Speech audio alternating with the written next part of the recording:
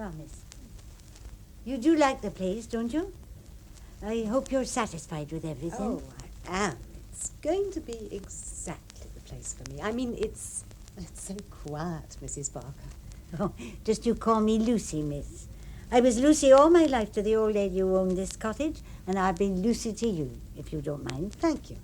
That'll be nice. We're like that in Dorset. Very neighbourly we are, you'll see. You'll be ever so happy here. Better than London any day, little Wimbrook is.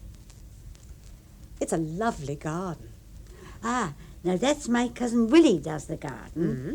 It's always pretty in the springtime. He'll work for you if you want him.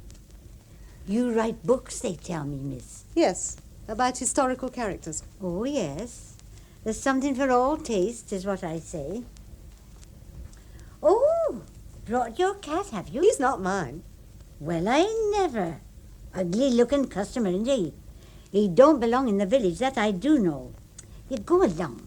Shh, go on, go on. You'd best take him to the vet, miss. Oh. Why, I shouldn't think he's anybody's pet. Not looking like that. Oh, no, the vet, I couldn't. Perhaps he'll go away. Go away, cat. Not him. Look at those nasty eyes of his. You shut him out, miss. Well, I don't know. I wouldn't give him house room, not for 5 minutes. Shall I get you some tea before I go? No, please don't bother. Very well. See you tomorrow, then. Mm-hmm. 8 o'clock be all right? Yes. And thank you, Lucy. It's a pleasure, Miss Cannon. Goodbye, then. Till tomorrow.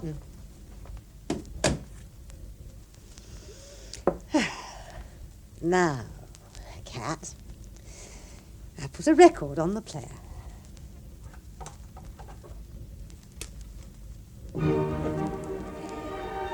Then I'll have some coffee, and you can have some milk, and we'll see if Lucy's put something you might like into the larder. We'll make friends. It's true. I do need someone to talk to.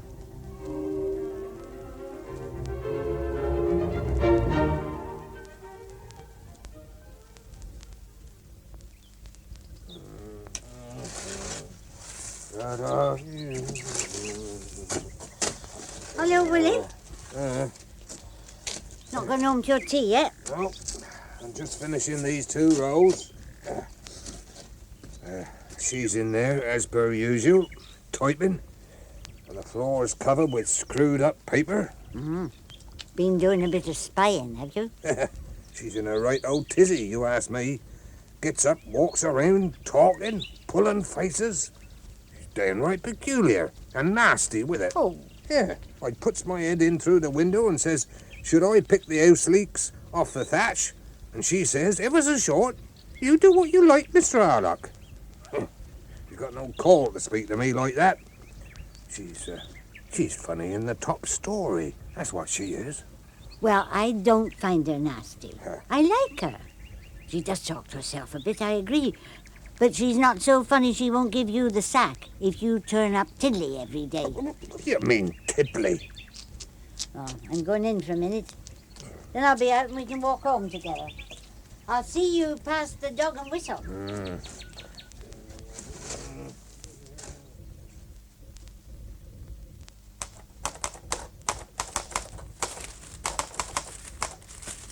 Oh, leave that paper alone, cat. Come in. My goodness, miss. We'll have to get you a bigger wastebasket, I can see. Yes, I've thrown away a fortnight and reams of paper, I'm afraid. It's the fishman's day to call, so I brought you a nice flounder for your supper. Oh, a flounder. Just the fish for me. Eh? You won't give it all to that cat, will you? No, I won't. Don't seem to want a budge from you, do he? No, he's very settled down. I wouldn't like to have him staring at me all day. I should shut him out, miss. They say if a cat stays in the house more than a week, he won't leave of his own accord. I find him company. Oh, I've put the fish in the fridge and made you a pot of tea. Thank you. And I've lit the grill and laid some slices of bread to toast. They'll only be a minute before they need turning. Would you like me to see to them, miss? No, Lucy, no thanks. I'll turn them. Now, you won't forget them, will you? No. Well, I'll be off then. See you in the morning.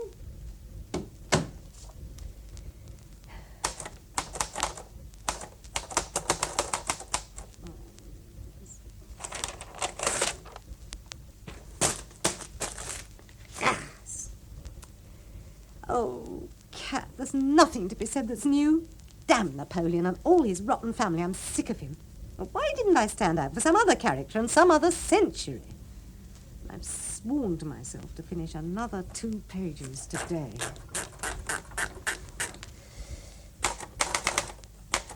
Something's burning. Heavens! The toast!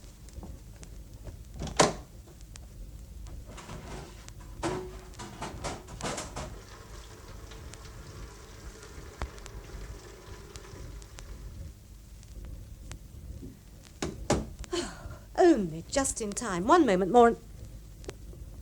I heard someone... No, it's impossible. A man's voice said, I heard him. And there's no one here to speak. Cat, did you speak? Of course you didn't. Cats don't speak. Yet something was burning, the toast. And how did I know I didn't smell it? But I must have smelt it. And it's quite an ordinary thing to think one hears... Oh, I must pull myself together. I mustn't let myself... Cat, I wish you sometimes said meow instead of just staring at me out of those alarming telepathic eyes of yours. Well, do you want milk? No? Well, I don't want that tea either. I don't actually care for tea. I'll buy some wine one day soon, and I'll hide this commission in a drawer and consider what I'd like to write about instead. We'll play some more music.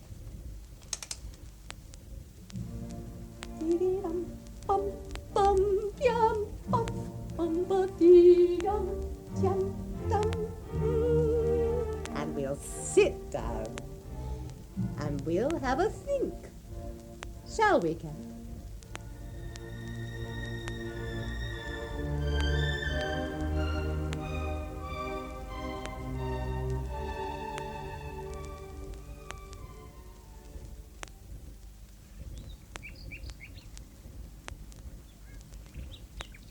So what do you make of it, Lucy?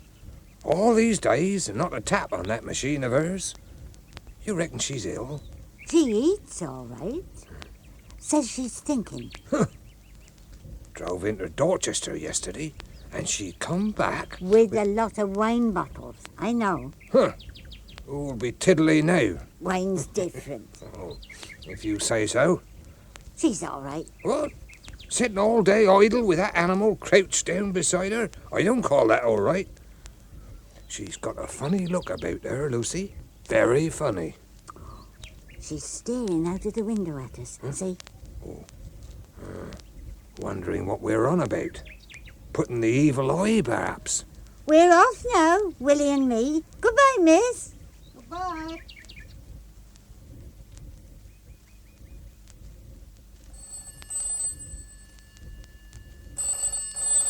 Damn. Hello? Hermione, you haven't called me. I know. I'm sorry. You're not still brooding about Luke and the divorce, are you, dearest? No, I've put all that behind me. Yes, well, I wish I believed you. I'm stuck with my work, that's all. I've decided to abandon it and tackle someone from the ancient world. Perhaps some Greek. Why a Greek? Well, the Greeks haven't been so combed over as the Romans. What between writers and filmmakers and the TV, Romans are out. Shall I come down now? No, not yet. Hermione, take my advice and come back to London. You're being very obstinate. Don't harry me, Michael. You sound so husbandish. But that's what I want to be. Your husband. Michael, please. Oh, very well. Well, goodbye now, and look after yourself. Goodbye, Michael.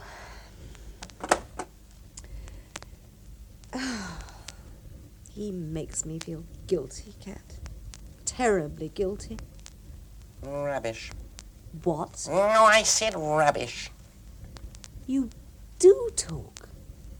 My God, you really do. Oh, certainly. But I prefer a more interesting subject than your Michael. Oh, dear. This is rather bad. Where's my sedative? Oh, your manners are atrocious. Muttering, searching for sedatives. Stop looking for that bottle. Well, have you no conversational gifts? You are, after all, supposed to be a professional user of words. I really can't believe... I mean, You've taken me so by surprise. Properly thoughtful people are never taken by surprise. No one expects a cat to talk, you know. In fact, cats don't talk. A talking cat is, well, it's just not a possibility. It's the small-minded who put limits on possibility. Yes, that may be true. It is true. Now, I have been considering you and weighing up my rightness in having chosen to come here. And having judged your capabilities, I have concluded that we might work together. Work together? Like you, I am something of a historical biographer. You say you are sick of Napoleon. Sick was, I believe, the word you used, and toying with the idea of tackling some character of classical renown. Goodness.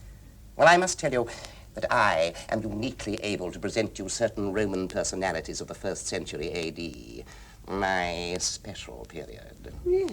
You say the Romans have been too thoroughly combed over, an odious expression, but I am in a position to refute this.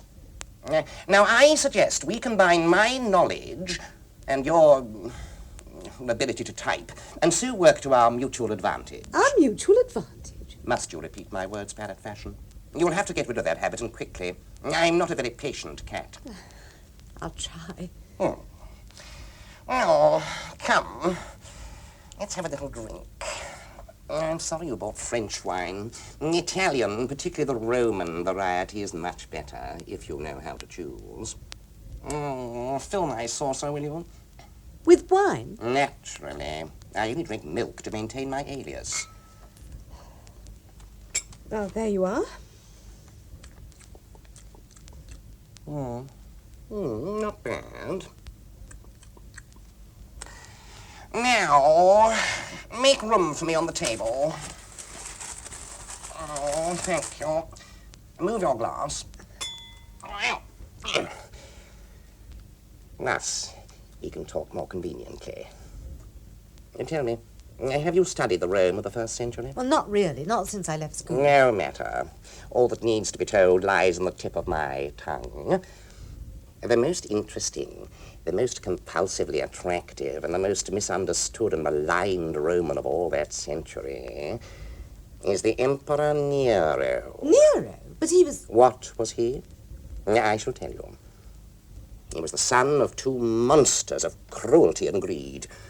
He was the nephew of that stuttering emperor who's been given a new look by one of your poets and popularized in the media. Claudius. The man who adopted the child Nero and then left him to 3 tutors, a Syrian dancer, a Tyrolese sword fighter, and her Greek hairdresser, who were the lovers of the boy's terrible mother. His mother was Agrippinilla. Correct. And a byword in Rome. She rivaled Messalina herself in vileness. And Nero took after her, didn't he? No, quite the contrary. He resembled his grandfather. Like Germanicus, he was born frank, modest, generous, and noble. Oh, cat, surely not. Moreover, he was beautiful beyond the dreams of poets and had the pure soul of a musician. Also the heart and hands of a murderer. I'm afraid you can't sell me Nero. I know about him. Well, that he fiddled while Rome burned, perhaps. A little more than that. Oh, yes, stuff learned from history books. It's lies. It's all lies. You do champion him. Are you interested in writing a new appraisal of this man or not? Because if not... Yes, I am interested. I really am. Well, then I am prepared to put you on trial. But first I'll take a little more wine. Now, fill your glass, too, if you care to. Thank you.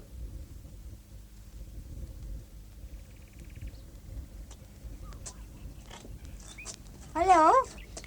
Hello? What brought you here this time of day? I'm fetching back her washing. What do you make of it then, Lucy? Her typing again. 10 days now, and there she's been, tap, tap, tapping, the sheets of paper piled tidy on the desk. It's queer, isn't it? No, she's got the knack again. That's what. It's the wine that's done it. She's putting it away like 1 o'clock. Wine, get along. She's just clever. I'll go in quiet so as not to disturb her. But truth is not suppressed forever. Oh, my goodness. What's going on? Whose charm and beauty warmed the hearts of men as well as women, Oh, my word. was incapable of the deeds attributed to him. Oh, goodness His mother heavens. used Has she gone to loopy or roam what? through him, I'd better go and see. committed 100 murders in... Miss? Oh, I fancy... You shouldn't disturb me while I'm working. I'm sorry, miss, I did knock. But I thought you'd got a visitor. The voice sang. Voice? I was reading through my work. You, miss? Well, there's no one else here, is there? Look, Lucy, I wonder, would you go and shop for me? See what I need, and there's a £5 note in the tin on the dresser. Yes. Well, I'll go now. I'll be back soon. Oh, dear, we must take care you don't speak when she or Willie are in hearing distance, Cat. You're the least convincing liar I've ever listened to, and I've listened to a good few. Well, she didn't believe me, did she? No. It's awkward. No, don't let's think about it. Cat, I'm sorry, but these assertions about Nero, whom you attempt to whitewash... Whitewash? Well? It seems you're no better than my previous hosts.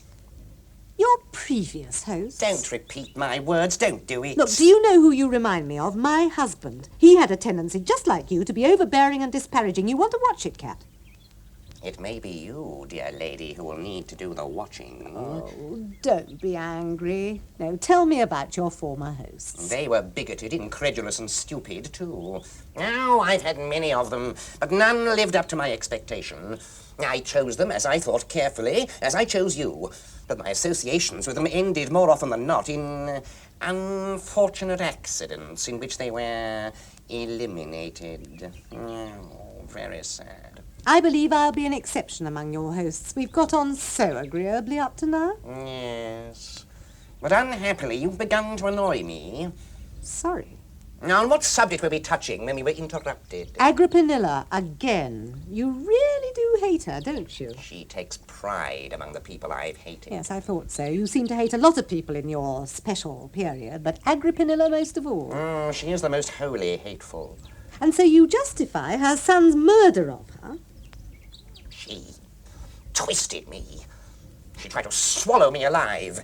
She drove me to a kind of insanity. Had I not the right to cause her to be executed? Cat, Yes. who are you? A black cat who has watched the centuries go by and suffered at the hands of persons who wield pens. And your mother, was she a black cat too? My mother was a devil Whose name was Agrippinilla? whose name was Agrippinilla. So you are Nero. I should have guessed before. I certainly recognized something extraordinary in you, and you are Nero. You are Nero. I believe it, yes.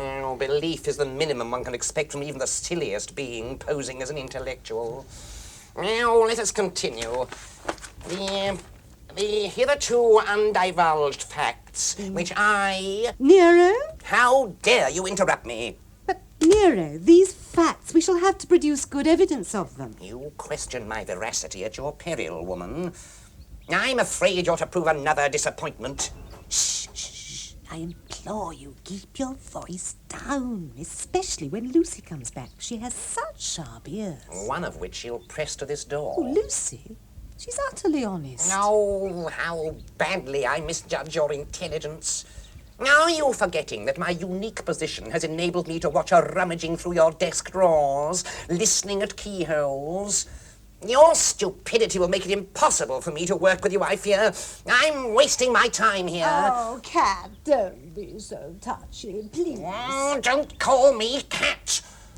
I, Nero, have offered you remarkable matter for a book, and you treat me with no more reverence than if I were an animal. I am a god. Treat me as such. Women. I made a mistake to pick a woman for my collaborator. I've always despised women. Well, I shall go out.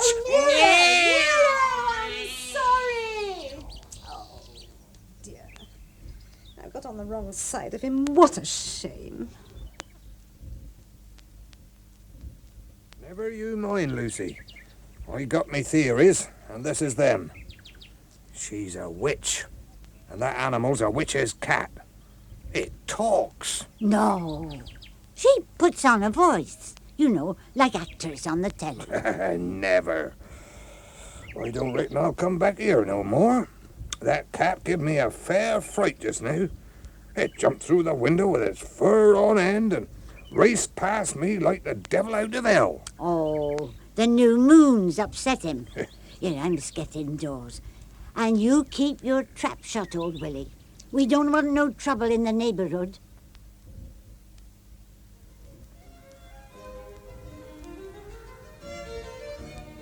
Now, take that record off. I like it. Now take it off. Oh, very well. Where's my dinner? You're late. It's almost dark. I hardly expected you back, so I've eaten already. Fish? You kept me some. Yes, it's in the frying pan. I'll eat it. Actually, I returned because there's a little piece of work I must on no account leave undone. You go to the kitchen and light the gas and add plenty of oil to the fish. Plenty, you hear? And leave the bottle on the table. I may need more. Your outing doesn't seem to have done you much good. Oh! Look, the window. That's Willie's face at the window. Witch! Witch! That's what you be. Witch! My God, he's really Stone jumping. you, that's What shall I do? Stone you. And your Go away. cat. That's what I'll do. Go away! Look at what's coming to you. Witch! Oh, God, it's terrifying. Now, what do you know of terror in your petty little life? Now, he's gone. Go to the kitchen. Go along. What was that? It was our last bottle. Don't call me cat. Oh, really? On top of everything, you have to spill the wine. Heavens! My typescript. Oh, it's of no consequence. Well, it is to me. You did it out of malice. Where are you going? To do a little No, cooking. leave it alone. It's heating. And don't jump on the stove. Be careful. Oh, it's too bad. Pages spoiled, soaked. And the floor. Oh, what are you up to in there? Cat! Come here. Come here. Now look what you've done. Oh, a little wine and a few wet pages. What are they in the light of eternity? I wish you were as good at shutting doors as you are at philosophizing. Sit down, be calm. Calamity should be met with courage. That has always been my advice to my hosts. Start the record again if you care to. I find violin music is such a good accompaniment to disaster.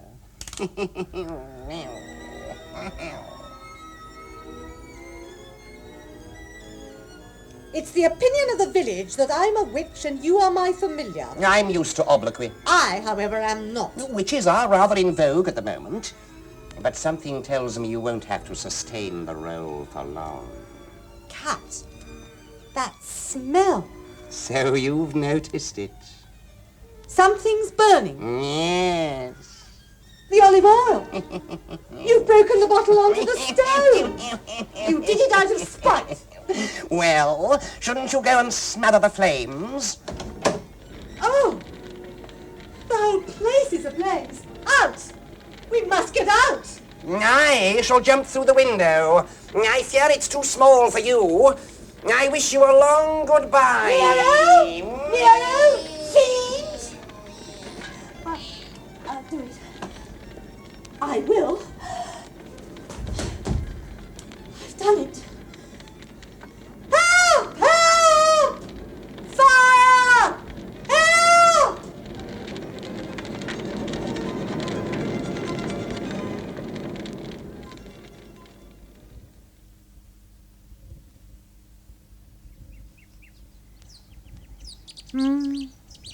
Wasn't a hope, miss. Not once the thatch caught. My cottage. It's just a shell now. I've lost everything.